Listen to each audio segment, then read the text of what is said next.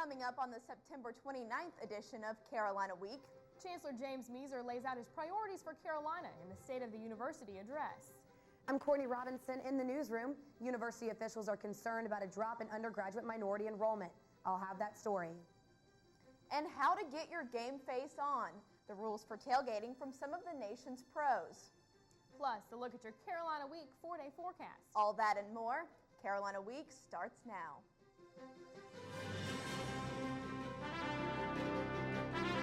From the School of Journalism and Mass Communication at the University of North Carolina at Chapel Hill, this is Carolina Week.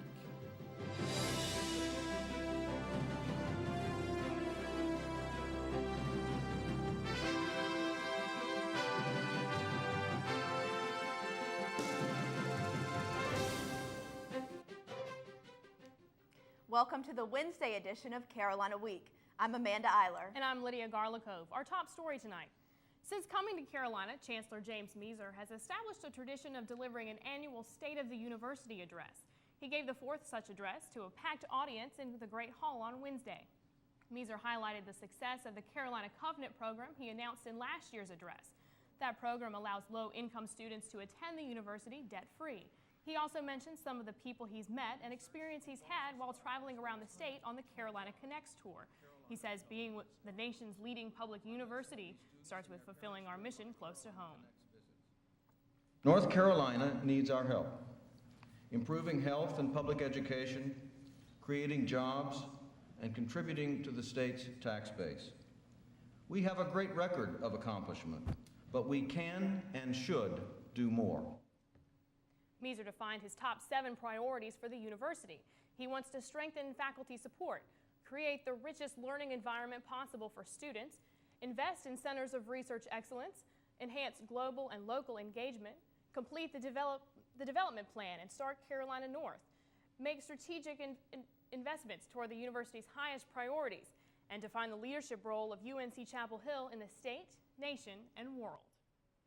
Maintaining diversity is one of Chancellor Measer's ongoing challenges. Next week is Race Relations Week on campus. Of course, none of us can work on relating with members of another race if there are very few members of that group on campus. Courtney Robinson is in the newsroom with more. Courtney? Amanda, that's why the Chancellor and other university officials are concerned about declining enrollment among black students in the past 2 incoming freshman classes. Sitting in her Drama 16 class, Erica Clarkson recognizes she's among the few black students in the room. You can always count the number of minorities, especially black students in the classes. I mean, it's harder to count the majority or the white students compared to minority. Now a junior, Clarkson says even though she's among the minority, she still thinks Carolina reflects true diversity. Like, I didn't feel that there was a lack of minorities on campus. I knew that there was some population of minorities on the campus.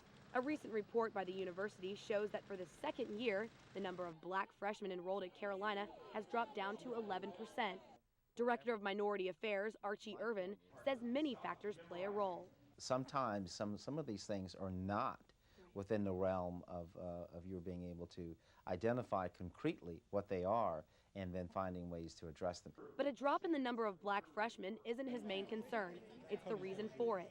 We want to make this campus supportive of people who choose to come here. And we don't want people choosing to come here or to go away from here on the basis of some perception that it's not a supportive and welcoming campus. President of the Black Student Movement, Erin Davis, says although the university is diverse, she thinks there's room for improvement. I think that what they could do is just look at students and say, you know, if you decided to not come here, what might be a reason why? And as her junior year gets underway, Clarkson says she's certain she made the right choice. Clarkson added that being a minority at Carolina will prepare her for what she'll face in the real world when she graduates with her biology degree. Courtney, could the drop in the number be contributed to students choosing other schools, such as historically black colleges? Amanda, Irvin told me students do choose other schools for a variety of reasons. But again, officials have only just started collecting the data, and the real issue is, of course, figuring out why some students are choosing to go elsewhere. Courtney Robinson reporting from the newsroom. Thanks, Courtney. We've reached the middle of the university's week-long celebration of Hispanic culture, yet we found that in some ways our community is still failing to reach out to Latinos. North Carolina has the fastest growing Latino population in the country, with somewhere between 500 and 700,000 Hispanics. Yet they make up only about 0.25% of the state's 5 million plus registered voters. That's actually an increase from last year. Here in Orange County, there are more libertarians registered than Latinos, even though Latinos make up about 5% of the county's residents. Folks at places like El Centro Latino and Carborough help some register, but the few who do tend to have a stake in politics, like working families or single women. Director of radio station and newspaper Que Rico, Federico Van Gelderon, says Latinos won't vote until immigration laws change. It really depends a lot on what happened with some of our immigration law. The only way these people is going to be able to go out and vote is if they can really have their legal status fixed. Right now, even tax-paying permanent residents can't vote until they officially become U.S. citizens. We've heard them talking for months, and on Thursday, presidential candidates John Kerry and George W. Bush will finally go head-to-head. The two will meet in the first in a series of presidential debates. It's been a little tough to prepare because he keeps changing positions on the war on terror. This president's had 4 years to do it. He just doesn't get it. Since the Republican National Convention, President Bush has maintained a small lead in most national polls.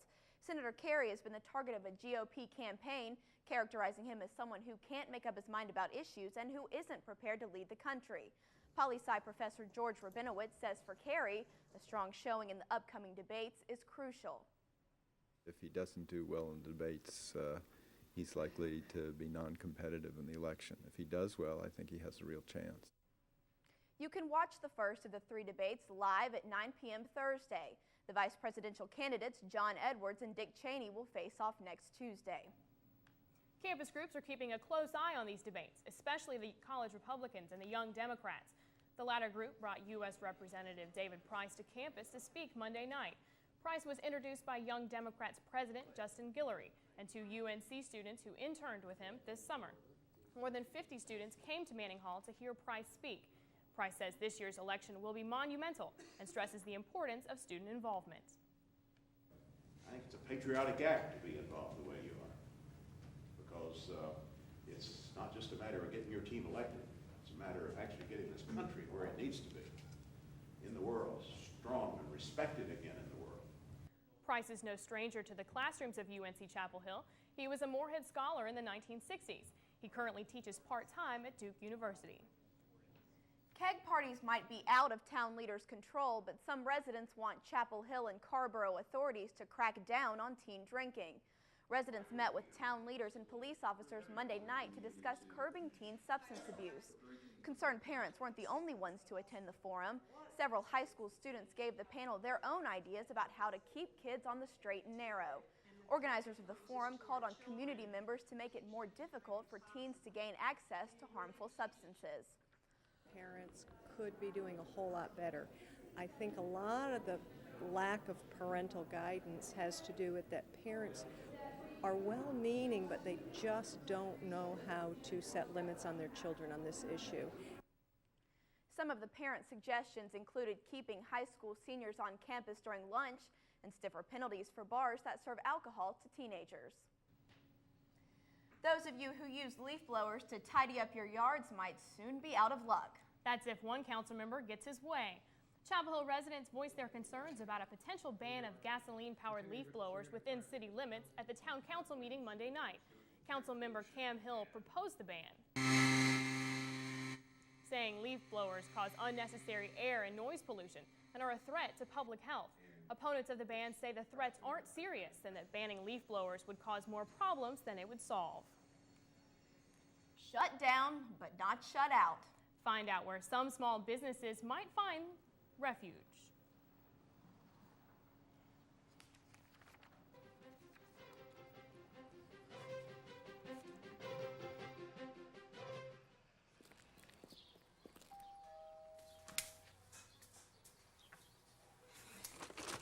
Mrs. Abruzzo, I'm Ed McMahon, and we're Ed signing up you're people Ed for... McMahon. Yes, I am. Yeah. Miss Murphy, Ed McMahon. We're starting up. No. Dreams no. really do Be come it, true. Be it the, Hombre, dinero. No. Con cámaras. No, Yes, Ed con McMahon, cámaras. see. Ed McMahon. Yes, Ed McMahon. We're having our first Ed ever. McMahon. Yes. Tuesday night at the high school. We're starting up the neighborhood watch in this area, and here's all the information. Stevie, get down here, please. No, it's just 5, 6, 7, 8. No tango dinero. Neighborhood watch. We're having this neighborhood watch, the first one. Right. Larry, put some pants on. I'll come back. Bye-bye. Bye-bye. Thank you. Start a neighborhood watch. It's just one of the many ways you can help make America stronger. To find out how, call or log on for this free guide. The Triangle's unemployment rate is on the decline, despite the loss of 500 jobs in August. The Triangle's overall unemployment rate dropped from 3.6% in July to 3.4% in August, according to data from the state's Employment Security Commission. Orange County's unemployment rate stayed steady at 2.7%. Wake County dropped by 0.3 of a point. Durham also had a small decrease from 3.9% to 3.8%. Economists say the Triangle's economy is experiencing gains in almost every industry. The Orange County unemployment rate is low, but the rate of business closures on Franklin Street is high. Carolina Week reporter Nora Warren looks into the plight of independent business owners operating shops on Chapel Hill's main drag. Independent business owners are speaking out. I don't think they're taking an overall perspective of what's going on and what needs to be done. The target? Chapel Hill Town Council. To shop owners, the problems stem from the council's seeming indifference to the challenges affecting small businesses. In downtown Chapel Hill, the biggest challenge is parking. The parking issue is particularly cumbersome to small business owners who have a harder time enticing people to come downtown in the first place. Here, I know a great many people who won't come downtown. They just won't because they can't park. Slobin and Olkin say they have a possible solution to the problem. 2 hours or an hour of free parking. Limited parking. We can't offer free parking because we've got debt service payments on the Wallace parking debt. However, the town does offer a program where shop owners can buy parking tokens to give to their customers, but that's just one more cost for a small business to absorb. Everybody thinks that when you're in business, you're doing well, and they have no idea how you're struggling. Shop owners also say that even if parking weren't an issue, stiff town ordinances would still keep them from thriving in Chapel Hill. Getting permits to put up their own signage is sometimes a challenge. Last year, Olkin invested in this 8-foot-tall ice cream cone balloon to promote her shop on Franklin Street. I've been to the town and I've asked them over and over, what can I do? And their response is advertise. But town council barred her from putting the balloon on the sidewalk, saying that it was too large to meet town regulations. Before you spend money on something like a big balloon, check the regulations. Town leaders say any business owner having trouble meeting town standards is free to petition the council to change ordinances. We just have to try to be a part of the system and kind of stop complaining about it and become involved in the process. However, the council's process at the moment is meant to promote corporate business. The town's plan to revitalize downtown requires the presence of additional big businesses. They think that we need additional regional and national brand names. Those will bring people to your community, and then while they're downtown, they will do additional shopping. But here in Carrboro, the downtown area is thriving, and it's locally owned establishments like the Cat's Cradle and the Arts Center that are pulling people here to Main Street. Our biggest challenge right now is that our downtown is full. We don't have any space. However, Chapel Hill town leaders maintain their policies aren't what's causing small businesses to close. It's lack of proper business planning. It's always about having a good plan, knowing what the need is, filling that niche. The independent niche for now seems to be in Carrboro. There may be space in the relatively near future to accommodate new businesses which move over here, and we'll be glad to have them. Until then, independent business owners will have to wait to see what downtown's future holds for them. In Chapel Hill, I'm Nora Warren, Carolina Week. There are at least a dozen empty storefronts on Franklin Street right now. 5 of those will soon be occupied, all by corporate businesses such as Aveda, Qdoba, and Quiznos. A new report says the staff of CAPS and other mental health services on campus are doing exceptional work, but the entire university must join them. The Suicide Prevention Task Force made several recommendations to the university, including developing better methods of screening for depression and providing resources to better follow students referred to outside therapy. UNC junior Erin Cody committed suicide in 2003, and her mother Debbie knows it's important for the university to take depression seriously. When we let people who are that bright and that creative and that much of a potential resource to this country slip through the cracks and to die, that's a major drain of our resources. One criticism of CAPS has been the time it takes for students to get an appointment, but officials say a recent increase of staff from 15 to 19 should help. CAPS Associate Director Alan Hamrick says the staff works hard to provide rapid and comprehensive assessment to all full-time students who need it. With current staff, it seems that we will be able to meet the needs seen in previous years. The current wait for an appointment is 1 week, but students needing immediate help can meet with a crisis counselor at any time. Rebuilding efforts in Florida are driving up construction costs nationwide. At home in Orange County, that's pushed up the projected cost of 2 new schools. The city and county boards of education went to the county commissioners this week to ask for another $6 million to complete the projects. Commissioners don't have the money, but are negotiating payment options that would make money available to each school when it's needed. Superintendent of Chapel Hill Carrboro Schools, Neil Peterson, says that compromise is the best thing he could hope for. The commissioners understood that construction costs are spiraling. They're having the same problems with their projects, and so we need to not point fingers but work on a solution. I'm optimistic one will be worked out. The payment package will be complicated, but both superintendents are glad that one delay is over for Carrboro's High School number 3 and the county's Cedar Creek Middle School. Weathercaster Rob Ellis joins us now. Rob, this is the first time in a while that we're not talking about a hurricane. It's been a very busy season. The tropics have been active since about July, but we're finally quieting down, and we're going to be able to enjoy some of that fall weather that we'll be having coming up in our forecast. Which brings us to our weather question. The first day of fall always occurs during which astronomical event?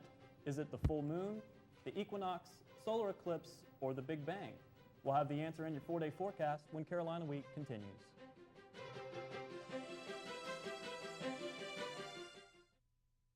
So my kid brother and his friends want a party. Heck, I'll even buy the beer. Besides, if he gets out of line, he has to answer to me. 2.6 million teenagers don't know a person can die from alcohol overdose. Say nothing, do nothing, stop nothing. Okay, so sometimes I turn my back on my kids when they drink at home. At least they're not doing drugs. Underage drinkers are 50 times more likely to use cocaine than those who don't drink alcohol. Say nothing, do nothing, stop nothing.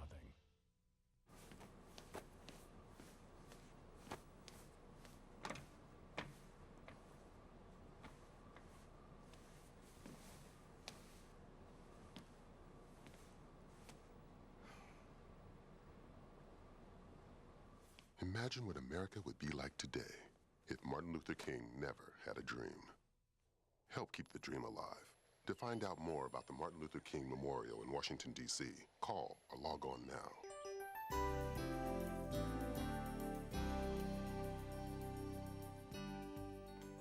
Hi, and welcome back to Carolina Week. I'm weathercaster Rob Ellis. Well, those warm days and cool nights mean that fall is here, and we're definitely going to be enjoying that into the weekend, but our tropics are going to be quiet. Finally, we've got a respite from some of that dangerous weather that we've been dealing with for 6 or 7 weeks, and we are going to have a slight chance of storms as some of that moisture remains. Let's go ahead and take a look at our national satellite, and you can see that over most of North Carolina, we're actually looking quite nice.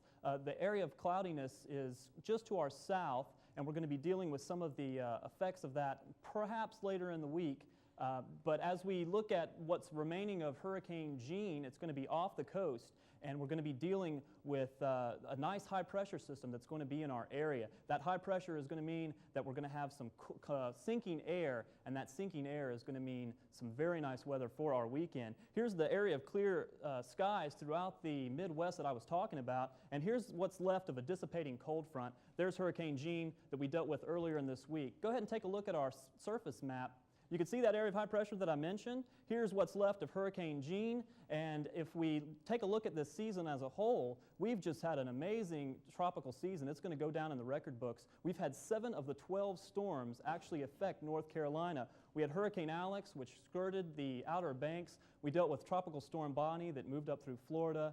Charlie Francis, Gaston, Ivan, all of these storms have affected and given us lots of rainfall, and unfortunately that led to some flooding, mainly in the mountain areas. Hurricane Jean is our most recent storm that we've dealt with that moved off the coast. So looking at our 4-day forecast, you're going to see that it's going to be beautiful throughout the weekends. That fall weather is going to continue. Temperatures on Friday and Saturday around 80 degrees. As we continue into the weekend, we may have a slight chance of some thunderstorm. It's a very slight chance.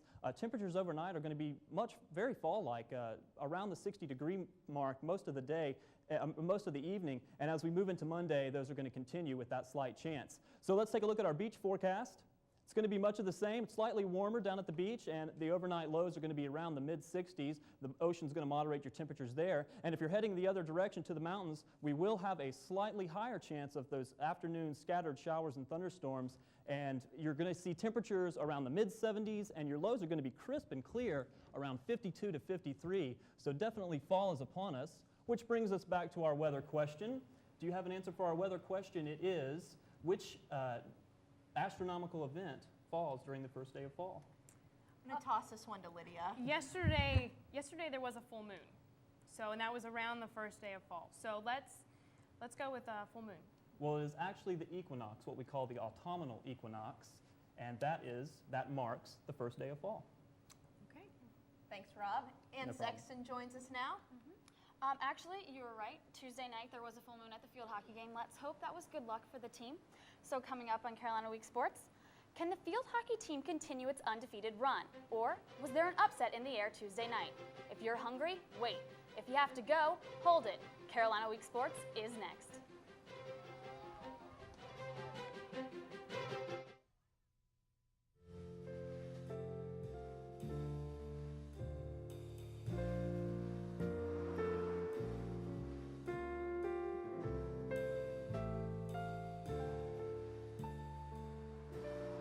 When your children ask where you got married, will you have to tell them, over there by the unleaded?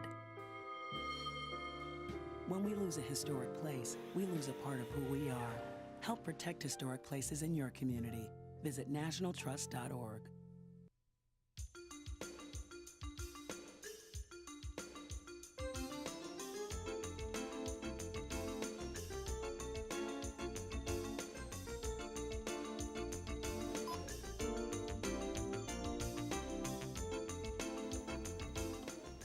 When you shop in Orange County, your money comes back to you. Thank you for shopping Orange. So shop Orange and see what a difference you can make.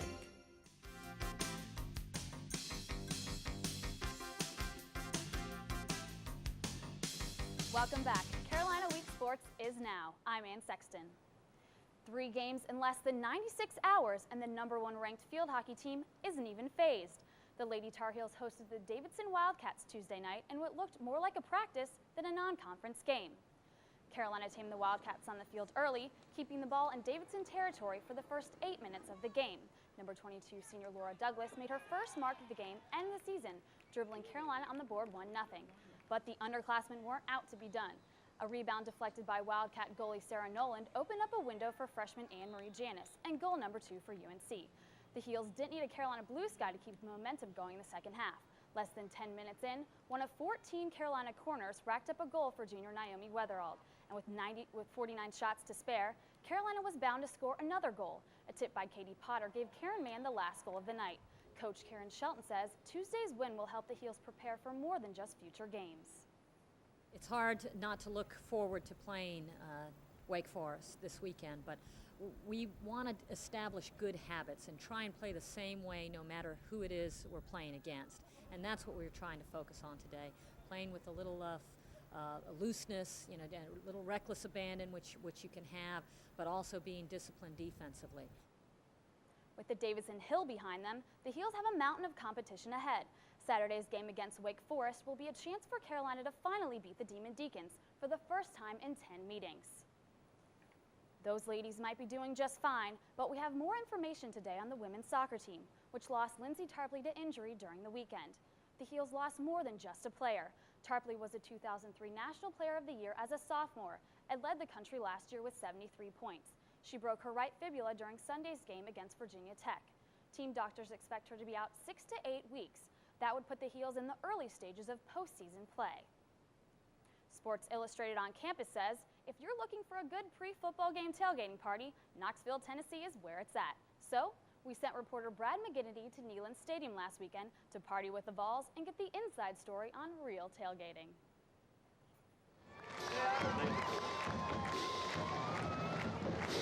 First, remember that Tennessee is the land of college football. Head football coach Philip Fulmer is the king, and Neyland Stadium is his throne. On game day, Knoxville slows as football takes over. If it's a 7 o'clock game, I feel I'm running late if I'm not here by 9 or 10 in the morning. The pregame festivities start hours before game time.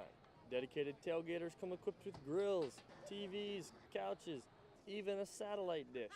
Oh, it's an evolution. We started out just with folding lawn chairs, sitting here listening to the radio, and over the years we've added DirecTV and satellite, and we've got a shade that a Venetian blind we roll down, and it's just been an evolution.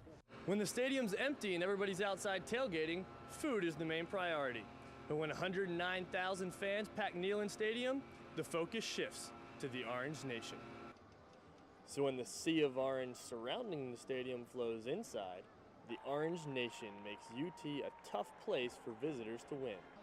Fans say the environment is unlike any other.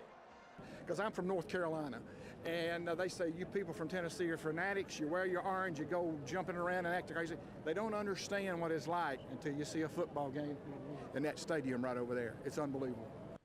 Back in North Carolina, the tailgating tradition remains alive despite a losing season. Tar Heel fans wonder why so few participate in the festivities. I don't think that we really got the facilities that promotes tailgating, if that's the right word, and I wish we had a bigger place where more people could do it. Although he might be onto something, it could just be that Carolina is, and always will be, basketball country. In Knoxville, I'm Brad McGinnity, Carolina Week Sports. With the football team away at Florida State this weekend, fans have an extra week to prepare for tailgating at the NC State game. I know that we in Alabama love to tailgate, so I look forward to doing that at the state game. Thanks, Ann. Some local middle schoolers take their bedtime stories to the stage. And put their acting skills to the test. Hans Christian Andersen, watch out.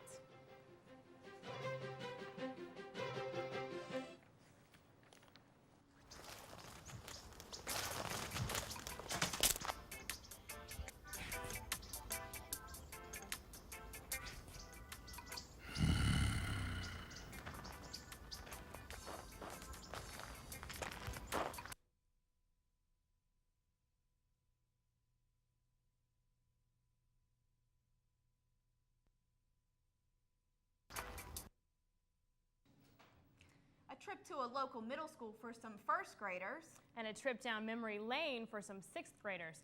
For a language arts assignment, the sixth grade teachers at Standback Middle School required their students to write sequels or prequels to well-known fairy tales.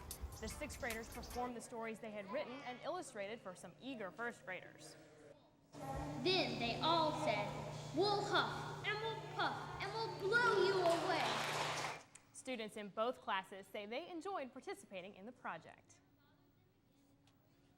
That looked great. I wish I had something like that when I was younger. No, it looked like a lot of fun. It's always fun when you have older students that go back to elementary school. And I have to say, the Three Little Pigs, definitely a favorite.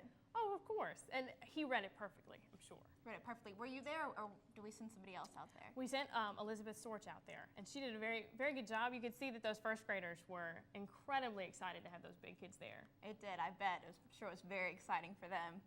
And you can never hear fairy tales often enough, especially when they're new. Oh no, I still like to listen to fairy tales, so it never gets old. Of course not. Okay, well that's going to do it for this edition of Carolina Week. Thanks for watching. Good night.